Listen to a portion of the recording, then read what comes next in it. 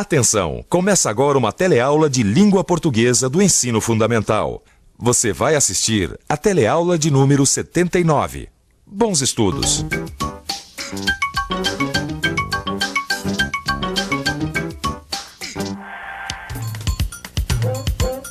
Bela defesa. Agora diz, você saberia dizer qual é a forma mais correta de descrever essa cena? O goleiro defendeu a bola ou a bola foi defendida pelo goleiro? E aí, ficou na dúvida? A resposta está na nossa teleaula de hoje. Você vai conhecer as vozes verbais e vai ver que a gente pode descrever a mesma cena mudando o enfoque da ação verbal. Vai ver que é muito comum a gente confundir o G e o J em algumas palavras. E ainda vai acompanhar a segunda parte da história da confecção da Hilda. Bola pra frente que a nossa teleaula está começando.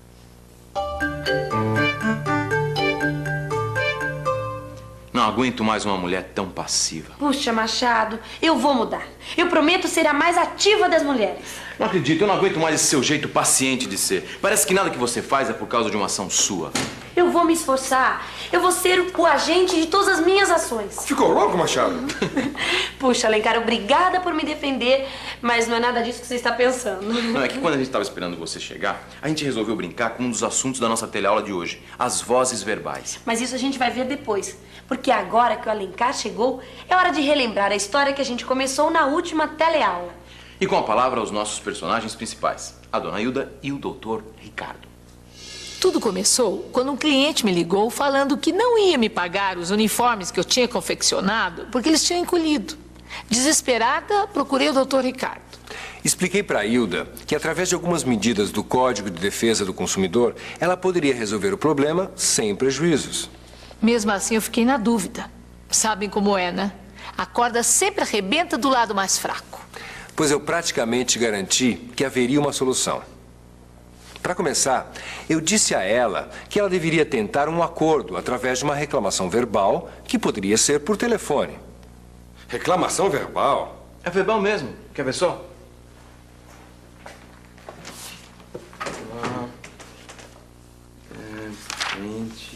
Frente, opa. Verbal. Verbal, adjetivo. 1. Relativo ao verbo. 2. Expresso de viva voz, oral.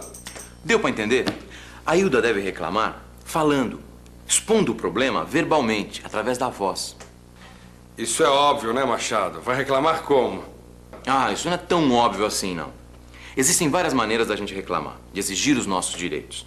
Mas isso a gente vai ver depois. Primeiro, a Hilda deve tentar reclamar verbalmente, telefonando para a empresa que vendeu o tecido. Ah, onde será que eu não tenho esse bendito telefone? Ah, achei, ó, tá aqui. Companhia Têxtil Santa Gertrudes. Explica tudo direitinho, com calma. Companhia Têxtil Santa Gertrudes, boa tarde. Boa tarde. Eu gostaria de falar com algum responsável pela empresa. A senhora poderia me dizer qual que é o assunto? Bem, é sobre um problema que eu tive com o tecido que eu comprei de vocês. Ah, me desculpe, viu? Porque a pessoa que cuida desse assunto está viajando. Droga, o responsável está viajando. Mas por que esse homem tinha que inventar justo agora essa viagem? Viagem será com G ou com J? Viagem com G. Viajar é com J. Lavagem é com G. Gelo é com G, gelo. Gira é com G. Jeito é com J. Laranjeira é com J. Como a gente viu, é muito comum as pessoas se confundirem com as letras G e J. Mas será que existe um jeito da gente saber se a palavra que a gente quer escrever é com G ou J? Acho que o único jeito é procurar no dicionário. Deve estar aqui pelo fim.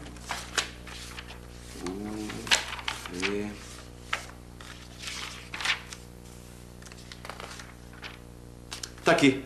Aqui viagem é com G. Podemos continuar a história ou você ainda está em dúvida? Não, vamos lá. Já que o responsável estava viajando, Dr. Ricardo aconselhou Hilda a ir pessoalmente à Companhia Têxtil Santa Gertrudes. Sabe de uma coisa, Hilda? Eu acho melhor você ir lá pessoalmente. Outro dia eu li no jornal que essa empresa, essa companhia têxtil Santa Gertrudes, está praticamente falida, viu? Mas eu nem sei onde fica essa empresa. Eu fiz um pedido pelo telefone, eu nunca fui lá. Mas isso não é problema, é só procurar na lista telefônica.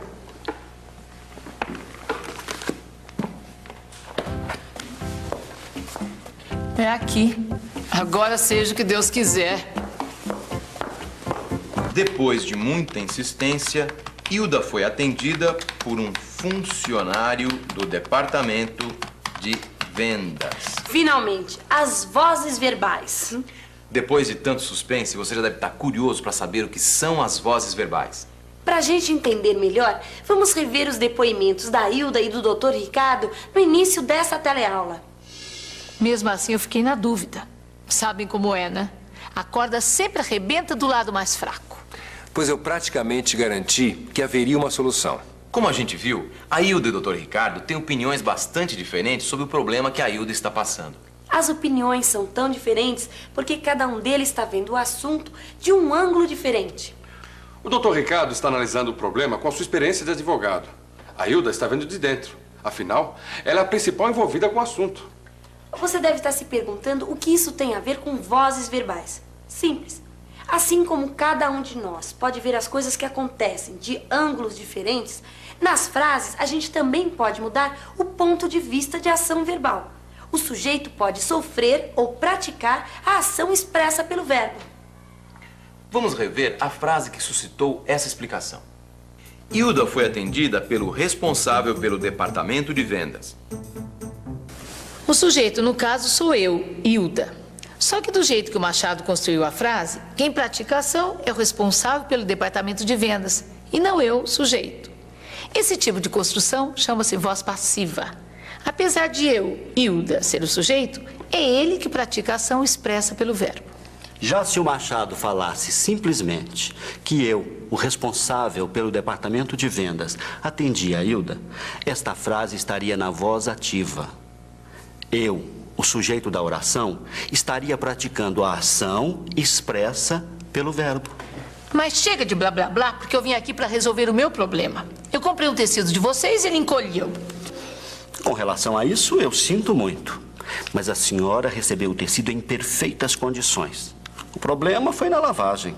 Agora, outra coisa. A senhora devia ter verificado o tecido no ato da compra. Porque nós não aceitamos reclamações posteriores. Pois saiba que eu nunca fui atendida tão mal por um fornecedor. Eu nunca fui atendida tão mal por um fornecedor. Outra frase na voz passiva. Exatamente. E você reparou que a gente pode passar uma frase da voz ativa para a voz passiva? Na voz ativa, essa frase seria: nunca um fornecedor atendeu Hilda tão mal. Vamos pensar um pouco sobre como isso acontece? Vamos pensar um pouco. Vamos pensar numa frase na voz ativa. Ela é formada por um sujeito, Hilda, um verbo transitivo direto, procurava, e um objeto direto, o número do telefone. Agora, vamos transformar essa frase para a voz passiva. Hilda, que era o sujeito, transforma-se no agente da passiva. O verbo procurava é modificado para a forma passiva e fica era procurado. E o número do telefone, que era um objeto direto, vira o sujeito, que ganha o nome de sujeito paciente. Mas atenção, para existir voz passiva, o verbo tem que ser transitivo direto. Mas você esqueceu de uma coisinha. A voz reflexiva. Sabia que esse espelho é um ótimo exemplo para entender a voz reflexiva? Claro, eu peguei ele de propósito. Olha a frase. Lígia olha-se no espelho. O sujeito é Lígia e ele é, ao mesmo tempo, agente e paciente da ação verbal. Eu estou me olhando no espelho e, ao mesmo tempo, sofrendo a ação de ser olhada. E está cada dia mais linda. Muito boa essas explicações. Mas que tal a gente pensar em como resolver o problema da Hilda? É verdade, a reclamação verbal não deu em nada. O jeito é apelar para outra solução. E então, dona Hilda, tudo resolvido? Que nada. Não sei como dar um jeito nessa situação. Ah, já ia esquecendo. Passou por aqui o motorista de um tal de Dr. Ricardo. Deixou esse bilhete e esse folheto para a senhora. Cara Hilda, vou ter que me ausentar da cidade por uma semana. Deixo este guia prático do direito do consumidor. Acho que você vai conseguir encontrar uma solução. Quando voltar, poderei lhe dar uma maior atenção. Ricardo. Não sei não. Ei, olha esse artigo aqui, ó. Diz que quando você comprar um produto ou contratar um serviço, tem direito de se arrepender no prazo de 7 dias. Mas, dona Hilda, já se passaram mais do que 7 dias. Já se passaram mais de 7 dias. E agora? Será que a Hilda vai conseguir reaver o dinheiro? Será que a confecção vai fechar? Ou se... Essas e outras respostas você vai saber na próxima teleaula. Agora, que tal revisar? E atenção, se liga aí que é hora da revisão. Na teleaula de hoje, você aprendeu o que são as vozes verbais. Viu que, na voz ativa, o sujeito pratica a ação expressa pelo verbo. Na voz passiva, a ação é sofrida pelo sujeito. E na voz reflexiva, o sujeito pratica e sofre a ação ao mesmo tempo. Você viu que é muito comum a gente se confundir com as letras G e J. E ainda acompanhou a segunda parte da história da confecção da Hilda. Quanto à pergunta do início da teleaula, a resposta é fácil. As duas possibilidades estão corretas. Só depende do ângulo em que você está vendo a cena. O goleiro gostaria de dizer: o goleiro defendeu a bola. Já o jogador provavelmente diria que a bola foi defendida pelo goleiro. Até a próxima.